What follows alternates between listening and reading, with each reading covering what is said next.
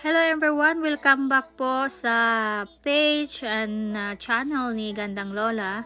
Today is my Pampers Day. So magpa-manicure at pedicure po tayo. So basically, first time ni Gandang Lola ang magpa-spa ng paa. So gusto ko lang ma-try kung anong pakiramdam. So ano bala, super relaxing dahil habang nakaupo ka pa sa massage chair, habang nililinisan yung paa mo, pinabrush at tinatanggal-tanggal yung mga dead skin. O, diba? Super relaxing tayo ngayon. So, ayan po, for almost 28 years na ako dito sa Canada. Never ko pa itong nagawa.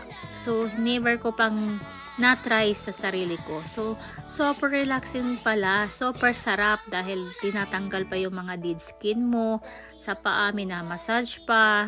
Yun. Tapos, super relaxing. So, I love it. So, we never know, balik-balikan tong gawin. Diba?